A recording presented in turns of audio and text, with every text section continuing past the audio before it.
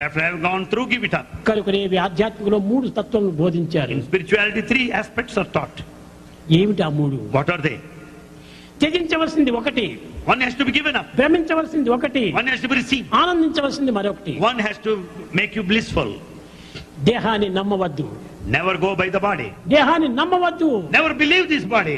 ఎందుకోసం ఏ నిమిషంలో ఏమైపోతుందో. Why? At what moment? What's going to happen? ఇప్పుడు ఇక్కడ కూర్చున్నారు, Now you are seated. లేచి అక్కడ పోయేది 3 అడుగులు వేసే లోపల హార్ట్ అటాక్ రావచ్చు, పడిపోవచ్చు. By the time you get up and put forward కాబట్టి 3 దేహాన్ని footsteps, you believe the body because of heart attack. Never believe the body. దేహాన్ని నమ్మవద్దు, Never go by the body. లోకాన్ని విశ్వసించవద్దు, Never believe the word. దైవాన్ని వదలవద్దు. Never give up God. ఆ మూడు కూడా మనం తెలుసుకోవాలి. These three are essential principles of life. ఈ మూడింటిని మనం తెలుసుకుంటే మనం పొందవలసిన అన్ని కూడా మనం పొందుతాం. And once you know these three, you will achieve everything that you are supposed to.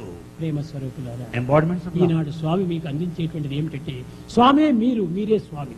Bhagavan's message is, you and Swami are one. స్వామి ప్రత్యేకంగా లేదు, Swami is not separate. మీ నుండి స్వామి.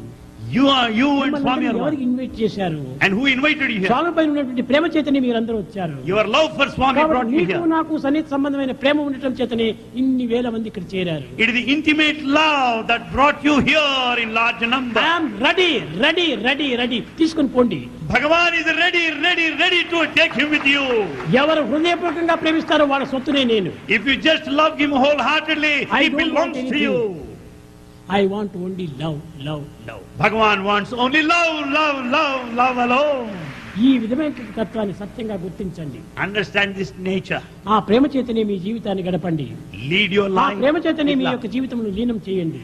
See that your life is full of love. ఈ విధంగా జీవిస్తుంటే ఇదే స్వామి యొక్క gift గా మీరు భావించండి. Take this as Swami's precious gift to you. ఈనాటి నుంచి ప్రతి మానవుడు కూడా ఎవరిని ద్వేషించకండి.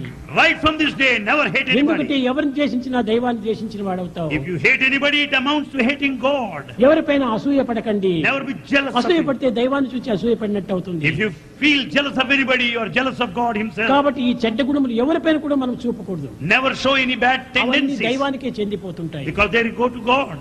కాబట్టి నీ ఇవ్వాల్సిన దైవానికి ప్రేమ ఒక్కటే కాదు, Not only love, నీ సర్వం కూడా నువ్వు భగవంతుడికి అందించు. you have to surrender everything to మంచి God. చెడ్డ సర్వం కూడా నువ్వు భగవంతుడిగానే అర్పించు. Good and bad must be given to God. ఆ విధమైనటువంటి యొక్క పరిపూర్ణమైనటువంటి యొక్క తత్వాన్ని మీరు అనుభవించండి. You should understand this total love and మీరు experience. చదవండి, Read. చక్కగా ఉత్తీర్ణులు కాండి, And pass. మంచి మార్క్స్ తెచ్చుకోండి, Get good marks. గొప్ప ఉద్యోగాలు చేయండి, And have good దేశానికి jobs. సేవ చేయండి. And serve తగినటువంటి యొక్క దీంతో మీరు దేశాన్ని అభివృద్ధి పరచచ్చు. And work for the progress of this country. నేను ఉద్యోగం చేయకూడదని, పెళ్లిళ్ళు చేసుకోకూడదని, ఇంకే విధమైన ఫారిన్ పోకూడదని ఇలాంటివి నేను ఎప్పుడు చెప్పను. Bhagavan never says that you should not get married, that you should not do job, that you should not go abroad.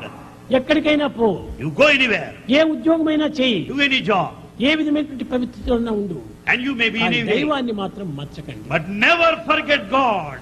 దైవాన్ని మర్చకుండా ఏమి చేసినా కానీ నాకు సంతోషమే. Remember God. Whatever you do, that makes Swami దైవాన్ని happy. మర్చిపోతే నిన్ను నువ్వు మర్చిపోయినట్టు అవుతాడు. If you forget God, you will be forgetting దైవాన్ని yourself. వెతకడానికి పోయినటువంటి వాడు పిచ్చివాడు. తనం తాను ఎక్కడైనా లోకంలో వెతుకుతాడా? The one who is in search of God is a madcap. Would you search for yourself నీవు ఒక anywhere? ఫ్రెండ్ దగ్గరికి వచ్చి, అయ్యా నేను ఎక్కడున్నాను నాకు తెలియదు, నువ్వు చెప్తావా అంటే ఎంత పిచ్చివాడు అనుకుంటాడు. If you tell you- mental హాస్పిటల్లో చేర్చమంటాడు. If you tell your friend, sir, I do not know where I am, would you please tell me? You will be put in mental నిన్ను నీవు hospital. వెతుక్కోవడానికి ఎక్కడా నీవు పోవు. You don't go anywhere to search yourself. కాబట్టి నీవే దైవము, దైవమే నీవు. దైవాన్ని వెతికేది ఎందుకు? So you are God. God is yourself. Why do you need to search ఆ for Him? విశ్వాసాన్ని దృఢంగా పెట్టుకుంటే నీవు వెతకనక్కర్లేదు. If you have that strong faith, you don't need to search దైవాన్వేషణ for Him. అనేటువంటి పదమే ఉంటుండదు. Nothing like search. ఈ దైవాన్వేషణ అనేటువంటి పండితులు పుట్టించినటువంటి పదములు. And this kind of quest is the word concoction of the scholar. ప్రపంచంలో ఉన్నటువంటి వస్తువులు వెతకచ్చు కానీ దైవాన్ని వెతకకూడదు. You can be in search of the worldly material, ఎక్కడ not చూసినా God. ఉన్నాడు. Because He is everywhere. కనుక మీరు ఆ విశ్వాసంతో చూడండి, తప్పక మీకు కనిపిస్తాడు. If you have got that faith, you will certainly see Him. తప్పక ఈ ఆనందాన్ని మీరు అనుభవిస్తారు. You will certainly enjoy the bliss. అది ఏమి యొక్క విశ్వాసం బల